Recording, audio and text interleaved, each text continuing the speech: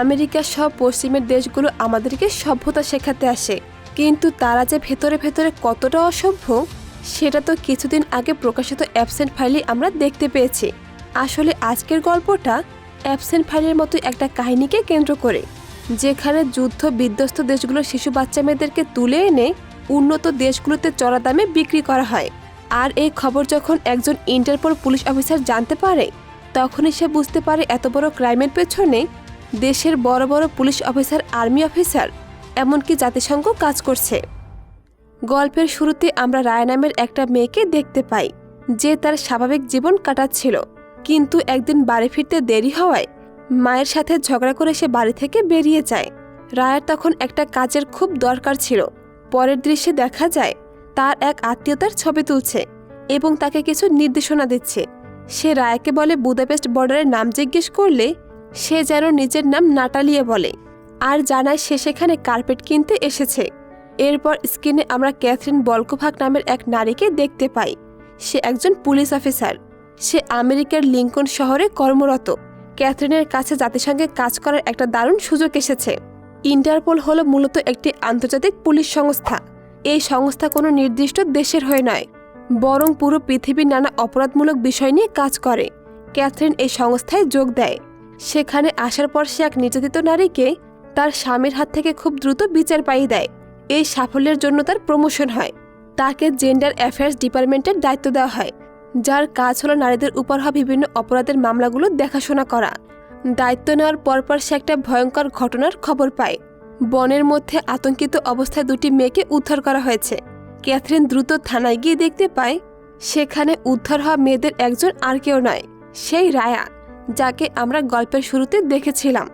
আসলে রায়ার যে আত্মীয়তার ছবি তুলছিল, তারাই তাকে টাকার বিনিময়ে বুদাপেস্টে পাচার করে দিয়েছে। রায়া সেখান থেকে কোনো মতে পালিয়ে এসেছে। রায়ার শরীরে আঘাতের চিহ্ন আর চোখে মুখে ছিল চরম আতঙ্ক। ক্যাথরিনকে দেখে সে ভয়ে চমকে ওঠে এবং সে জ্ঞান হারিয়ে ফেলে। এরপর ক্যাথরিন রায়া এবং তার সাথে থাকা অন্য মেয়েটিকে নিয়ে একটি ওম্যান শেল্টারে চলে যায়।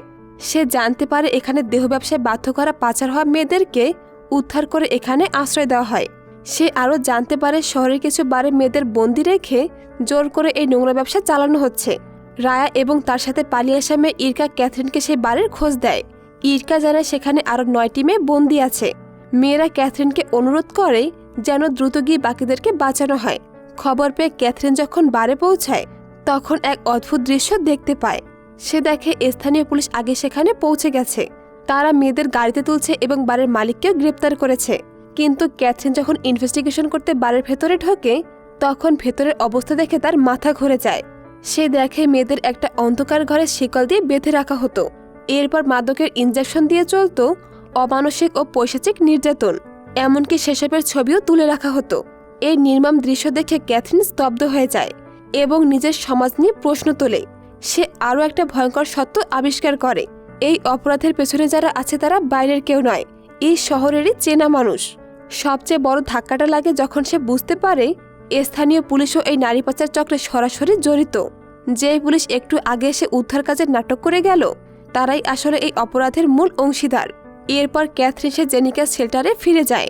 সেখানে গিয়ে ক্যাথরিন জানতে পারে সেই মেয়েগুলোকে এখানে নিয়ে আসা হয়নি।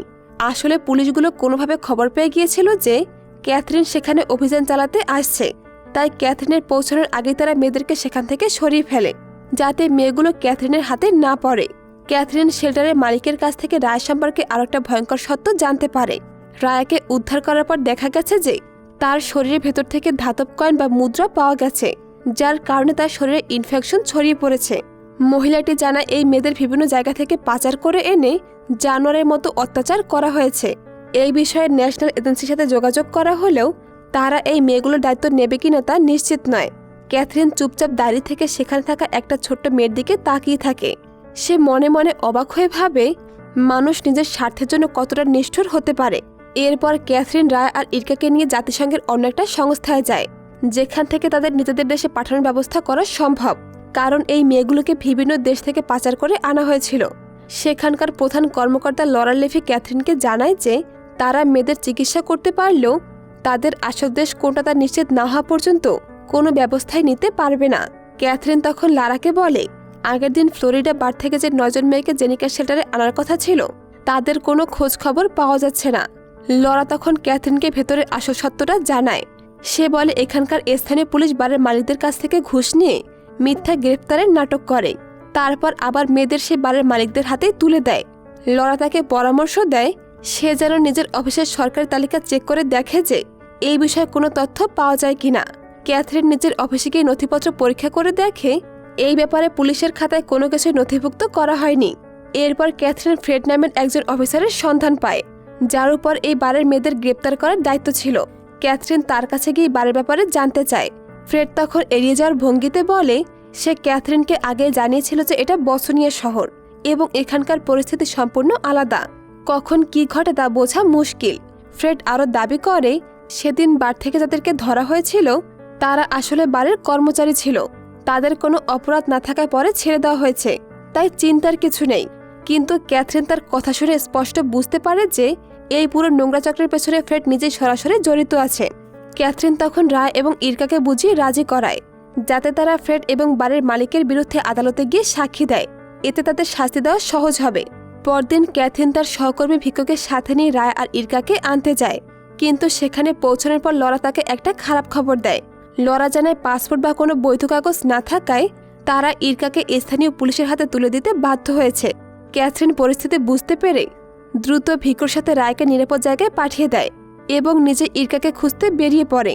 অনেক খোঁজাখুঁজির পর বসনিয়া সীমান্ত এলাকার একটি জঙ্গল থেকে ক্যাথরিন ইরকাকে খুঁজে পেতে সফল হয়, কিন্তু অপরদিকে রায়কে নিয়ে যাওয়ার সময় ভিকোর গাড়ির উপর কিছু লোক এসে হামলা চালায়।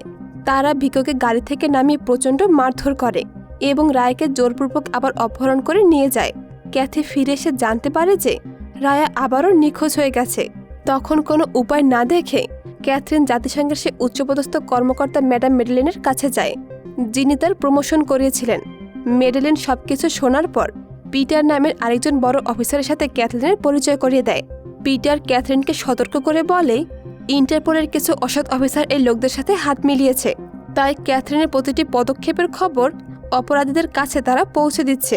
পিটার আরও জানায় এখানে একটা অনেক বড় নারী পাচারকারী চক্র সক্রিয় এবং এর সাথে প্রভাবশালী অনেকেই জড়িত, তাই ক্যাথরিনকে আরও খোঁজখবর নিতে হবে, তবে খুব সাবধানে। পরের দিন ক্যাথরিন জেনিকা শেল্টারে চলে যায়। সেখানে উদ্ধার হওয়া মেয়েদের সামনে সে পুলিশ অফিসার ফ্রেডির ছবি দেখিয়ে বলে তোমরা যদি এর ব্যাপারে কিছু জেনে থাকো তবে আমাকে বলো, অপরাধীকে শাস্তি দিতে হলে তোমাদের সাহায্য আমার খুবই দরকার। কিন্তু মেয়েদের চোখে মুখে ছিল চরম আতঙ্ক, তাই কেউ প্রথমে এগিয়ে আসার সাহস পায় না। সবার এই ভয় দেখে ক্যাথরিন কিছুটা হতাশ হয়ে পড়ে। যাওয়ার আগে ক্যাথরিন রায়ের একটা ছবি দেখায়। সে বলে এই ছোট মেয়েটার জন্য যদি তোমাদের একটু দয়া হয়ে থাকে তবে আমাকে সাহায্য করো, আমি এদের শাস্তি দেবই। রায়ের ছবি দেখে অবশেষে একজন মেয়ে এগিয়ে আসে। সে ক্যাথরিনকে এক ভয়ঙ্কর সত্য জানায়। সে বলে শুধু স্থানীয় পুলিশ অফিসার নয়, জাতিসংঘের লোকজন, ডেমোক্রেটিক সিকিউরিটি এবং আমেরিকার আর্মির বড় বড় অফিসারও এই নোংরা কাজে জড়িত। মেয়েটি আরও বলে বাইরে থেকে মেয়েদেরকে কিনে এনে এখানে দিনের পর দিন জানোয়ারের মতো অত্যাচার করা হয়। সে প্রশ্ন তোলে ক্যাথরিন একা এত বড় বড় লোকদের সাথে কিভাবে লড়বে। সব শুনে ক্যাথরিন স্তব্ধ হয়ে যায়। সে বুঝতে পারে সে আসলে কত বড় একটা শক্তির বিরুদ্ধে লড়তে যাচ্ছে। সে এইসব রিপোর্টের কথা মেডেলিনকে জানায়। মেডেলিন সবকিছু দেখে বলে পরিস্থিতি দিন দিন আরো জটিল হয়ে উঠেছে, তুমি যদি এই কেসে পুরোপুরি জড়িয়ে যাও তবে আর কিন্তু পিছিয়ে আসতে পারবে না।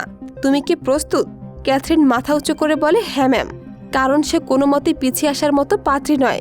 সে এই অন্যায়ের শেষ দেখেই ছাড়বে। কিন্তু ক্যাথরিনের এই অতি সক্রিয়তা ডেমোক্রেটিক সিকিউরিটি অফিসারদের নজরে পড়ে যায়। পরের দিনই বড় কর্মকর্তারা ক্যাথরিনকে ডেকে পাঠায়।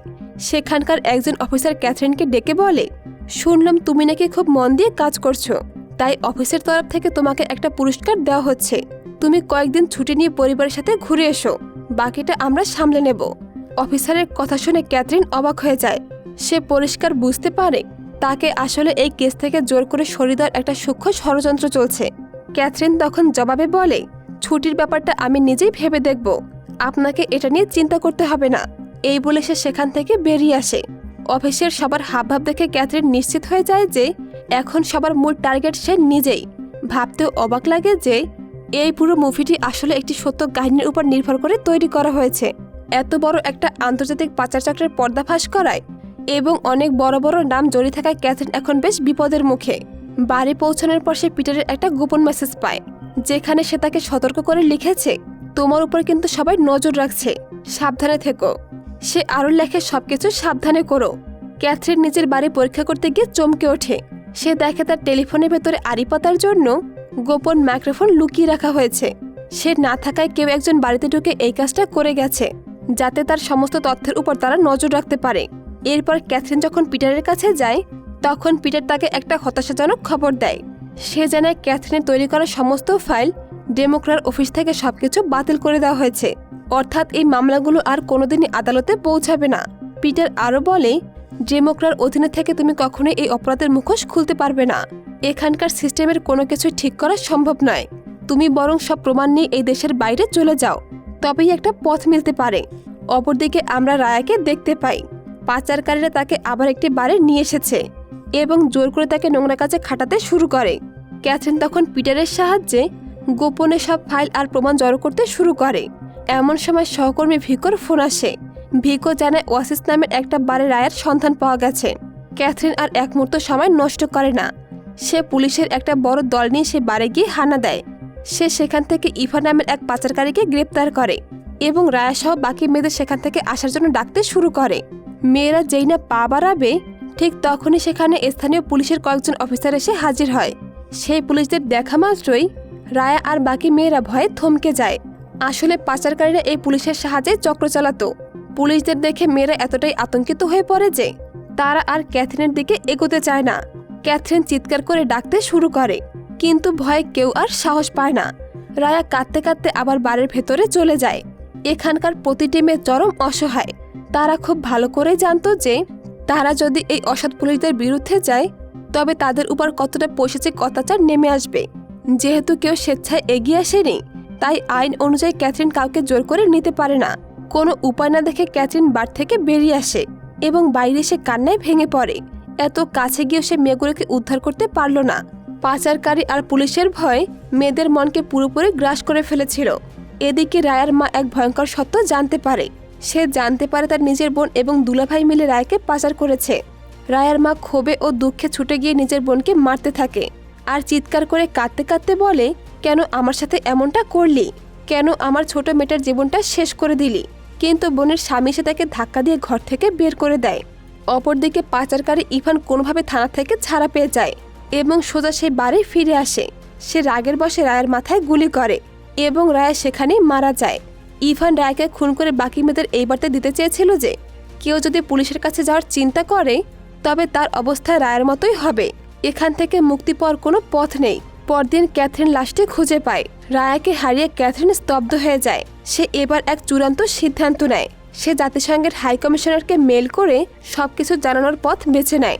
ভেতর থেকে চরম হতাশ ও ভেঙে পড়লেও বাইরে থেকে ক্যাথরিন নিজেকে শক্ত রাখে। সে হাই কমিশনারকে মেল করে লেখে, আপনার মন যদি নরম হয়ে থাকে তবে এই মেলটি পড়বেন না।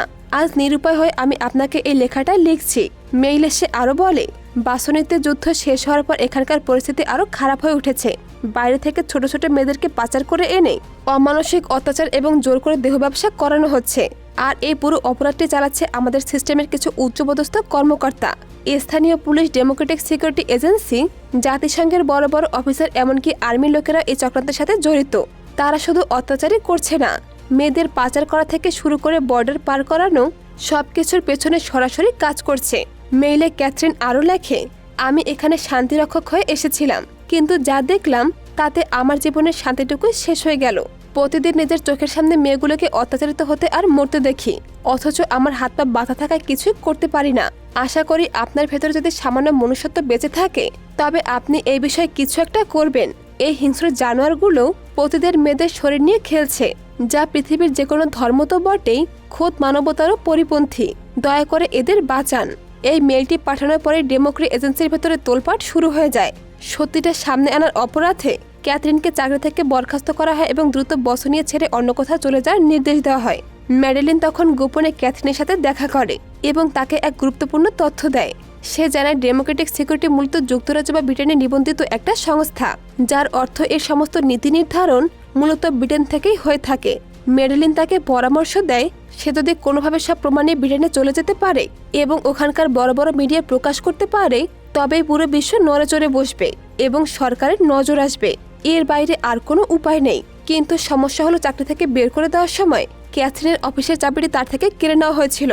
ফলে নিজের অফিস থেকে সে দরকারি ফাইল এবং প্রমাণগুলো সে কিভাবে উদ্ধার করবে তা নিয়ে সমস্যা তৈরি হয়। ক্যাথরিন তখন পিটারের সাহায্য নিয়ে সেই ফাইলগুলো বের করে আনার চেষ্টা করে, কিন্তু অফিস থেকে বের হওয়ার পথে ডেমোক্র্যাট হিউম্যান রিসোর্স অফিসার ক্যাথরিনকে আটকে দেয়। তখন দেখা যায় পিটারও সেই অফিসারদের সাথে যুক্ত।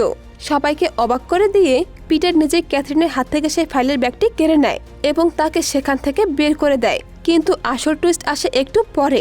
অফিসের বাইরে আসার পর পিটার গোপনে ক্যাথরিনকে সেই ফাইলের আসল ব্যাগটা আবার ফিরিয়ে দেয়। আসলে এটা ছিল একটা সূক্ষ্ম পরিকল্পনা। পিটার অপরাধীদের সাথে এমনভাবে জড়িয়েছিল যাতে তারা তাকে নিজেদের লোক ভাবে। ক্যাথরিন মূলত ডেমোক্র্যাট অফিসারদের বিশ্বাস করাতে চেয়েছিল যে বসনিয়া থেকে সে কোনো প্রমাণ সাথে নিয়ে আসতে পারেনি, যার ফলে অপরাধীরা নিশ্চিত হয়ে যায় এবং ব্রিটেনের পথে ক্যাথরিনের উপরে কোনো হামলা আসে না। মুভির শেষ দৃশ্যে দেখা যায় ক্যাথরিন সমস্ত প্রমাণ নিয়ে ব্রিটেনে পৌঁছে গেছে। সে বিবিসি ওয়ার্ল্ড নিউজের মতো বিখ্যাত সংবাদ মাধ্যমে জাতিসংঘের শান্তিরক্ষী ও ডেমোক্রেট সিকিউরিটির এই ভয়ঙ্কর কালো অধ্যায়টি তুলে ধরে, যার ফলে চারদিকে তীব্র সমালোচনা শুরু হয় এবং এই অপরাধের সাথে জড়িত সকলকে নিজ দেশে পাঠিয়ে দেওয়া হয়। কিন্তু চরম আফসোস ও দুঃখের বিষয় হলো তাদের কাউকে আইনত কোনো শাস্তি দেওয়া হয় না।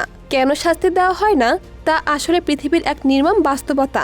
অপরাধীরা কোনো শাস্তি তো পায় না, উল্টো এই ঘটনার পর ডেমোক্র্যাট সিকিউরিটি এজেন্সি আমেরিকার সাথে আরও একটি বড় চুক্তি স্বাক্ষর করে।